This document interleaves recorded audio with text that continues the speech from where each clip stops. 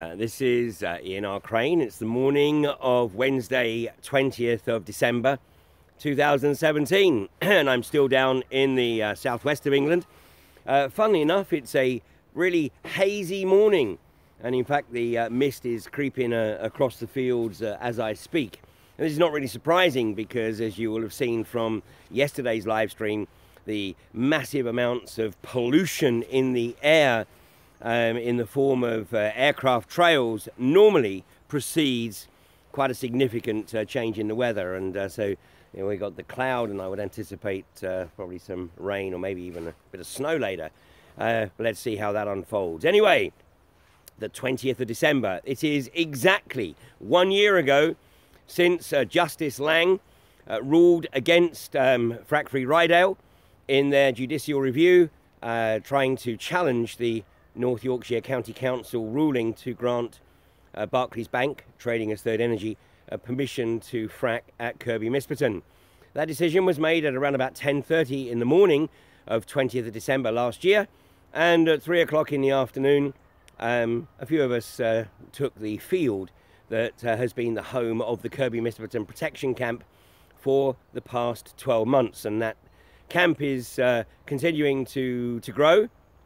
But within the boundaries that were agreed at a subsequent meeting with the landowner. And it's an incredibly welcoming place. So if you're in the area, or even if you're not, and you fancy a drive out, then please feel free to go visit the camp. What you'll find is an amazing group of people. You'll be made to feel very welcome, and you'll also be amazed at the level of knowledge and awareness about this industry. And every one of them will encourage you to do your own research. They will not for one moment ask you to take everything that they say at face value, unlike the industry, of course, which wants you to take their narrative at face value. Please don't do your research, they will say. You don't need to, because you can just take what we say as the gospel truth, knowing fine well that the moment that you do your research, then basically they're screwed. Well, the title of this morning's update is Ken Cronin of UKOOG, Liar, Liar. And I'm not saying that lightly, and nothing would give me greater pleasure than for Ken Cronin to seek a legal challenge against that observation, because that would give us the opportunity to present the facts in a court of law under public scrutiny, and we can show that Ken Cronin, who is effectively a PR hack, and I hate to say it, but basically to work in PR, you have to prostitute yourselves to the corporations. You cannot work in PR if you have any integrity. It's not possible. It's absolutely not possible, because you are paid to lie through your teeth to promote the appropriate image for the industry or the corporation which is paying for your services. So you are a whore. You are a whore to the corporatocracy. And Ken Cronin effectively epitomises that. And of course, that's his background from Creeb Gavin Anderson, where he left under some very interesting circumstances, I believe, about nearly 5 years ago now. And became the chief executive of the industry mouthpiece, UKOOG, the UK onshore oil and gas body that is effectively funded by the industry to push out the lies, deceit and disinformation about the industry. Now, Ken Cronin has really been sort of such an irrelevance that hasn't been worth a mention, but I've decided that it's time to actually flag up the deceit that this guy perpetrates. And this is really in response to the research published by Edinburgh University on the issue of frack waste. And, some of us have been making this observation for 5 years plus now. There's two observations regarding the water. Where does the water come from in the UK? Because we've already established that it has to be fresh water. We've already exposed the lies and deceit of the industry, claiming that they will recycle the flowback water from each of the frack jobs for reuse. We called that out a long time ago and said that's not going to happen. And in recent days, both Quadrilla and Third Energy, Barclays Bank of course, have stated that no, actually we can't recycle it on site. We're going to have to dispose of it, and we need to use fresh water for each stage of the frack job. So that was obviously borne out. And we've also stated that basically this country doesn't have the volumes of water readily available, unlike the US, which has the Great Lakes and the Great River system, and they're mining the deep underground aquifers over in the west of the States. In Australia, they're sucking the water out of the Great Artesian Basin. Where's it going to come from here? Has to come from the natural water cycle, which will inevitably lead to increasing water shortages. You know, when was the last time you had a hosepipe ban? In some areas of the country, really quite recently. Well, imagine an industry that is sucking literally millions of gallons of water out of the system, water that can never be put back into the system. And then we have the other issue of waste. And the waste, which in Australia has been, they tried to deal with it through evaporation ponds, massive evaporation ponds. But we've also seen, and we got the footage, the video footage, of these companies literally spraying it on the roads as part of dust management, regardless of the degree of the contamination, and particularly the radioactive contamination within that waste product. In the US, they have 3 methods of disposal: evaporation ponds, re-injection, or literally dumping straight into the Gulf of Mexico. And it's recently been revealed that some 74 billion gallons of frack waste, untreated frack waste, was pumped into the Gulf of Mexico in 2014 alone. And Donald Trump has apparently not only signed off a massive new raft of exploration in the Gulf of Mexico, but he's also signed off on, and under the Clean Water Act, would you believe, the Clean Water Act, which, by the way, under the Halliburton loophole put in by Dick Cheney over a decade ago now, the oil and gas industry is exempt from the restrictions within the Clean Water Act. And Donald Trump has now effectively added an amendment or an override which permits the oil and gas industry to dump untreated frack waste directly into the Gulf of Mexico. And don't think for 1 minute that's not going to affect us, because just how much can you keep pumping the toxins into the Gulf of Mexico before it starts doing what it does naturally, which is swirl around the Gulf of Mexico before coming around the southern tip of Florida and the Keys, making its way up the the east coast of the States, reaching the Carolinas before coming across the Atlantic in the Gulf Stream. Well, so ultimately, some way down the line, the UK and Northern Europe will get the benefits associated with the toxic soup that is the Gulf of Mexico. Well, Ken Cronin, in response to this article published from Edinburgh, basically, obviously does what he does best, which is lie through his teeth. And I'm going to just read you his response, because this was the response that he gave as reported by Ruth Hayhurst on Drill or Drop. And if you don't currently subscribe to drillordrop.com, I would strongly advise you to do so, because Ruth's updates are regular and absolutely on the money. So this is what Ken Cronin had to say, and I'm going to read out what he said, and then I'm going to pull back the PR veneer and actually interpret this in plain English. So Ken Cronin says, at this early stage of the development in the industry, early stage where? Only in the UK, because we got nearly 20 years of experience of it in the US and a decade plus in Australia. There are an appropriate number of Environment Agency approved facilities in the UK for the treatment of our waste water. Well, that indeed may actually be true, but on what basis are they approved? They're actually approved basically on an untried, untested process.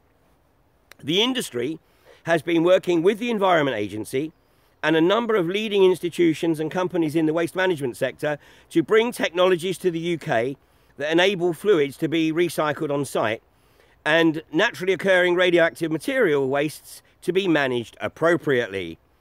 Through this strategic work on waste with regulators, the supply chain and professional institutions, we believe that the UK can lead the way on reducing wastes and achieving wider environmental outcomes for the onshore oil and gas industry. It is surprising, therefore, that the researchers did not make contact with the industry, as if they had, they would have understood the extensive work, research and planning that we are doing in this area.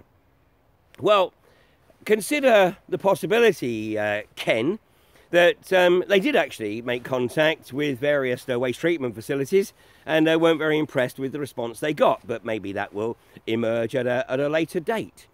The reality is that there isn't a single waste facility in the country that can absolutely guarantee that it has the process to be able to deal with the flowback from the frack job. As we saw with United Utilities way back in 2011, when they took the waste from Priest Hall and in good faith, and then realized that they just had not got the technology to be able to deal with it. They did the best job they could, but then dumped something like 2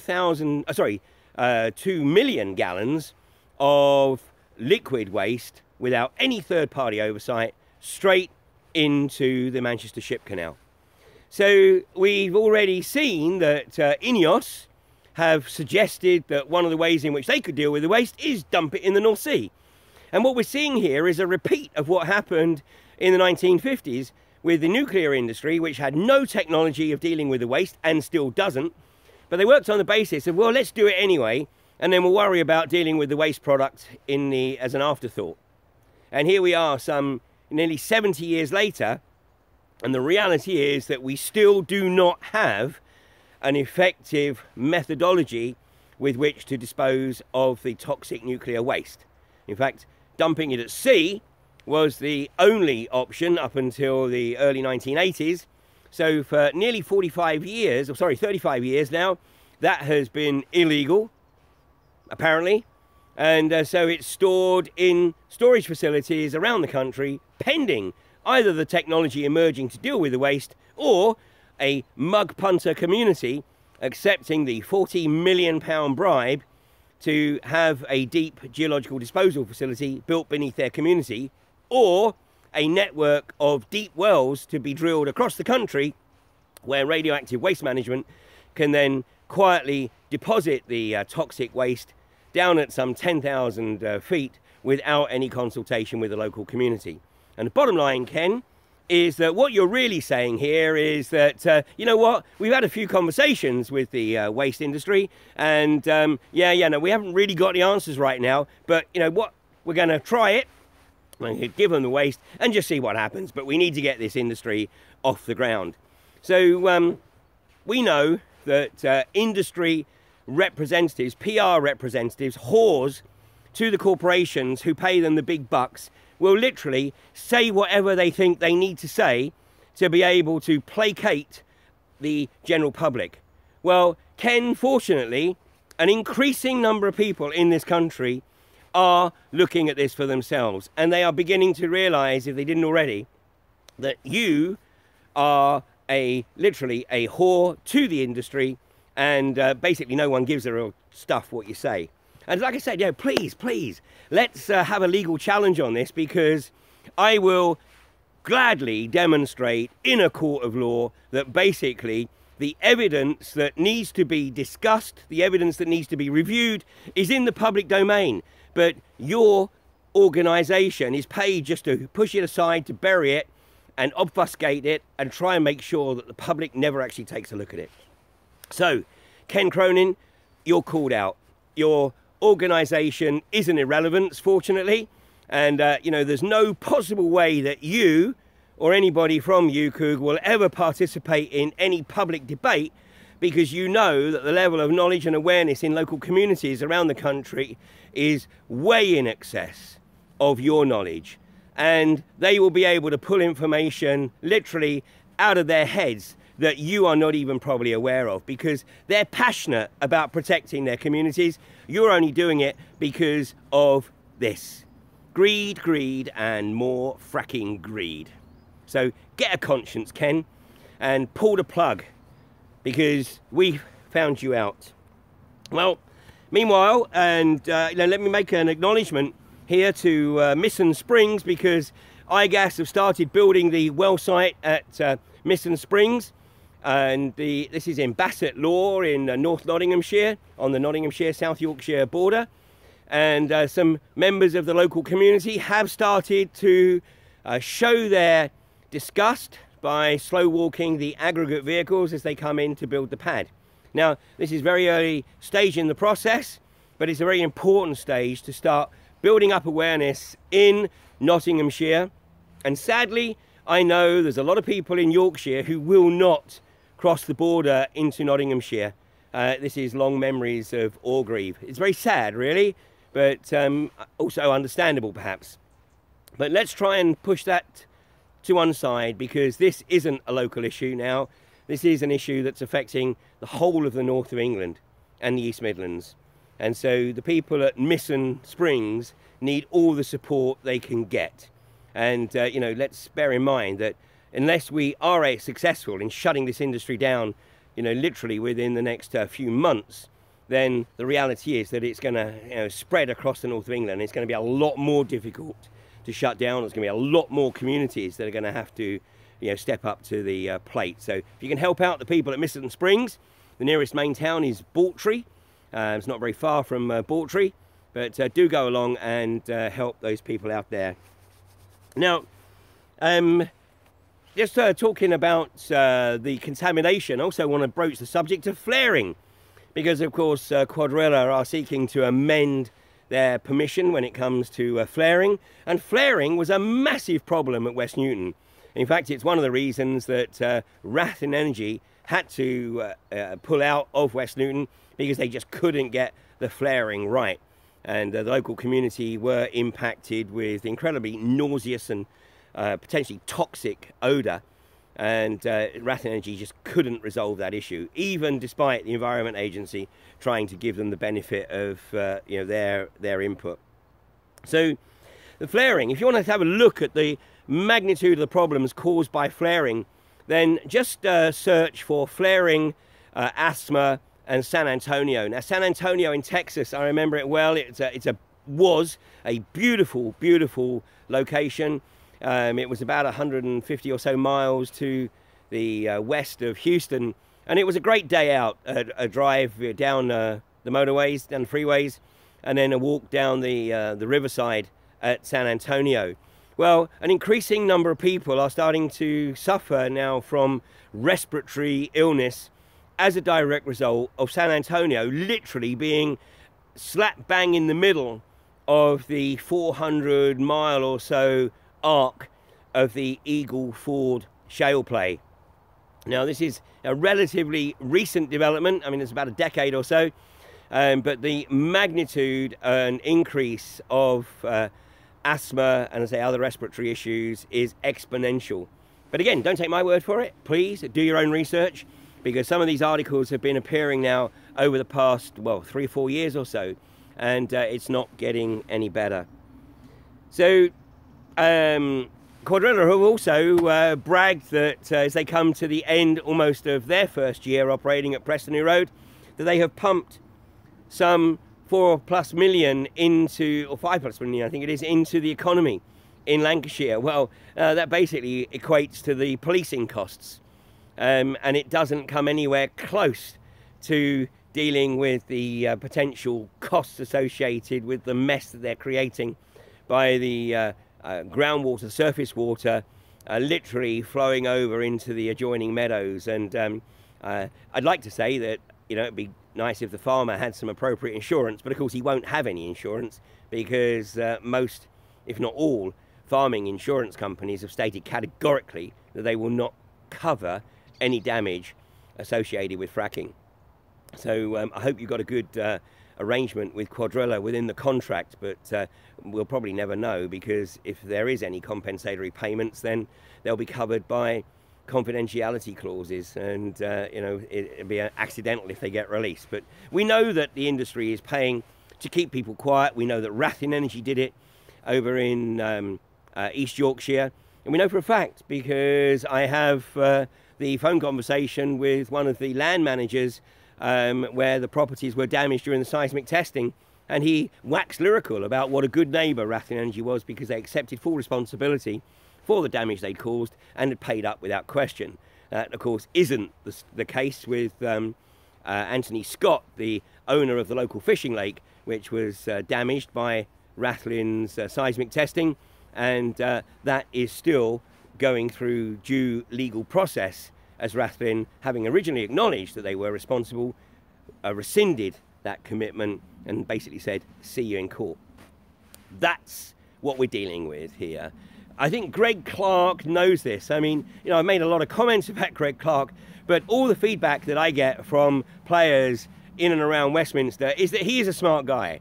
And, you know, he is doing the job he is because, you know, he is very well regarded, despite the cynical view of some in Westminster that Theresa May literally put him in that job, knowing that it was a poison chalice and that it might just nail a potential leadership contender.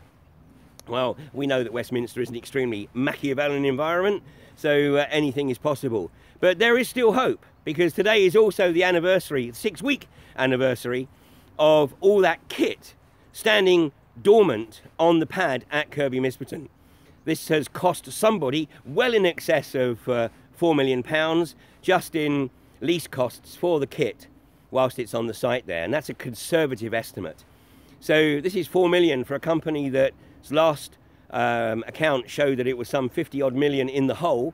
It's a company that is once again late in presenting its accounts. I mean, there are so many reasons why Greg Clark should do the right thing and not only not sign off on this, but basically say, you know what, there's no possible way I'm going to sanction Barclays Bank trading as Third Energy, fracking at Kirby Misperton, with all the issues associated with the health and safety, the fact that the company basically is insolvent and should effectively be dissolved right now. So there are so many reasons why this shouldn't be signed off, and you know, let that send a massive message to the industry. And you know, of course, it'd be even more amazing if Theresa May gave the people of the north of England a massive Christmas present and said, you know what, we should follow the lead of Scotland, Wales, Northern Ireland, the Republic of Ireland, New York State, Victoria, Northern Territory, and Western Australia, and find a way to ensure that this insidious industry never gets a foothold in this country. Well, the sun is bursting through the mist, but sadly we've got more sky pollution, and you know, the sun is trying to get through that that pollution right now. But take a look. I say, don't take my word for it. At the very least, this massive aerial pollution is as much of a problem as what the industry, the unconventional gas industry, is looking to unleash beneath your feet. Well, that's it from me. If you can get to Miston Springs, or you can get to Kirby Misperton, or of course to Preston New Road, then please pay these fantastic people who are trying to protect the water supply in this country for future generations. Ultimately, these people are on the right side of history, and ultimately those who have perpetrated this agenda, if it kicks off, will be held to account. So thanks for joining me again today, and I'll be back tomorrow morning on the solstice. And then the good news is the days get longer. Yes. Okay, have a great day, and I'll catch you tomorrow.